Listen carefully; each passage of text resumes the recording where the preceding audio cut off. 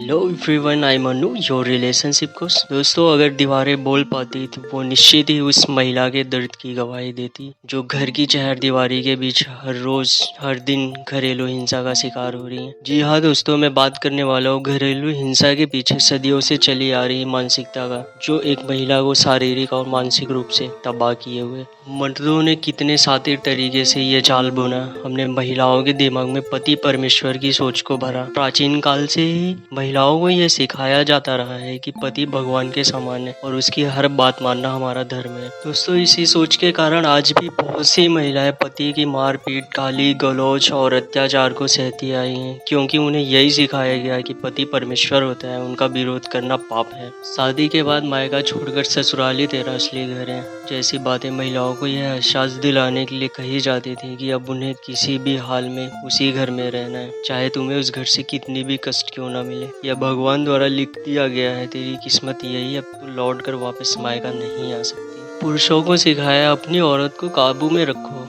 और उसके लिए हिंसा का सहारा लो।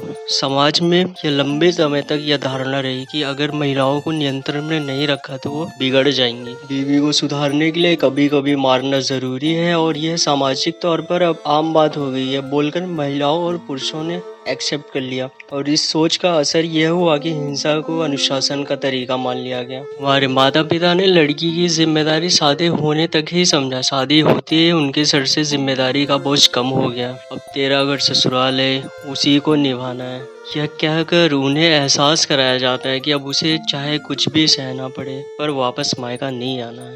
तो अगर कोई महिला उस हिंसा को न झेल पा रही हो और वह लौट कर अपने मायका वापस आ जाती है तो उसे बेवजह शिकायत करने वाली या नखरे करने वाली समझा जाता है। कई बार तो माता पिता भी कहते हैं थोड़ा बहुत हिंसा तो सबके साथ होती है, बिटिया तू सह लेना, यहाँ वापस मत आना, नहीं तो हम समाज में मुंह दिखाने के काबिल नहीं रहेंगे।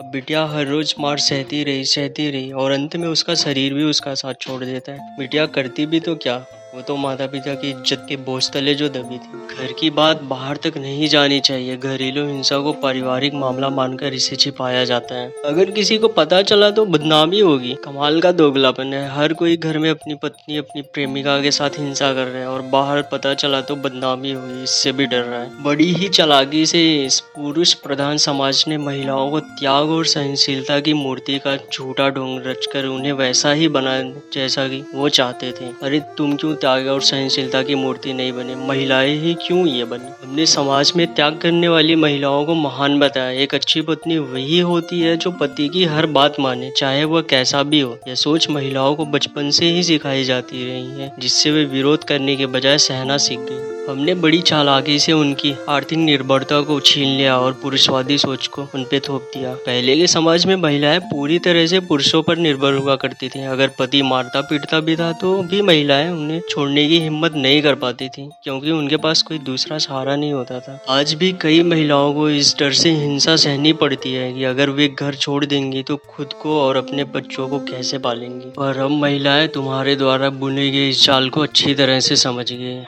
मैं उन तमाम पुरुषों को बता देना चाहता हूँ, अगर आपको लगता है कि आप ऐसी स्थिति को अभी भी बना के रख पाओगे तो भूल जाओ। अब वो खुद को फाइनेंशियली स्टेबल बना रही हैं। अब उनको अपने परिवार के ऊपर बोझ बनने का डर नहीं है और ना ही वो तुम्हारे द्वारा की गई हिंसा को सहेंगी। मर्द रोते नहीं, मर्दों को गुस्सा दिखाना ताकत की निशानी है बोल के उनके लिए भी एक झूठी कहानी रची गई। दोस्तों, पुरुषों को बचपन से ही सिखाया गया कि मर्द को दर्द नहीं होता, मर्द को गुस्सा आना स्वाभाविक है। अगर पत्नी से दबकर रहोगे तो लोग तुम्हें नामर्द कहेंगे। दोस्तों, मैं महिला हिंसा से संबंधित आंकड़ों की बात करूं तो आप दंग रह जाएंगे।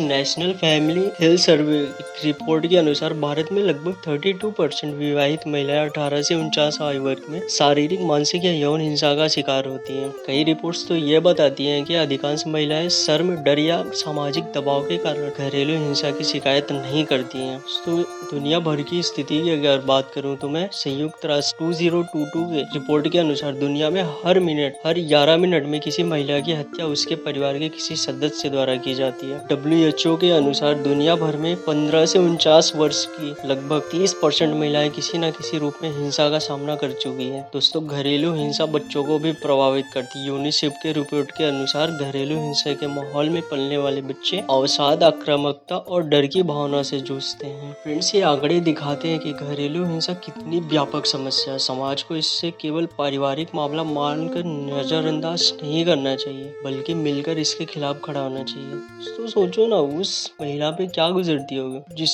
जिसे दिल से चाहा, जिसके बिना जीने की कल्पना तक नहीं की उसने, उसी के हाथों आज उसको चोट मिल रही है। प्यार तो वो होता है ना जहाँ आंसू पोंछे जाते हैं, ना कि बहाया जाते हैं, जहाँ दर्द से बचाया जाता है, ना कि किसी को दर्द दिया जाता है। फिर क्यों कुछ लोग उसी इंसान को तोड़ देते हैं जिसे उसने सबसे ज्यादा अपना कहा था। कहते हैं ना, जब कोई प्यार करता है तो वो अपने साथी की खुशी को खुद से भी ऊपर रखता है, लेकिन जब वही इतना इंसान गुस्से, शक, ईगो या खुद के गलत अहम की वजह से हाथ उठा देता है, तो क्या वो प्यार रह जाता है? बिल्कुल नहीं, सिर्फ वो एक जहरीला बंधन बन के रह जाता है जो धीरे धीरे आत्मा को मार देता है। फ्रेंड, जो सच्चा प्यार करता है ना, वो तकलीफ देता ही नहीं, और जो तकलीफ देता है वो कभी प्यार कर ही नहीं सकता। प्यार के नाम पर सहना आपकी मजबूरी नहीं होनी चाहिए, क्योंकि प्यार अगर सही है तो वो डर नहीं, सुकून देगा। प्लीज, अगर आपके साथ इस तरह की कोई हिंसा हो रही है तो उसको चुपचाप सहना नहीं है, आवाज उठाओ, लड़ो, उसका विरोध करो। Thank you.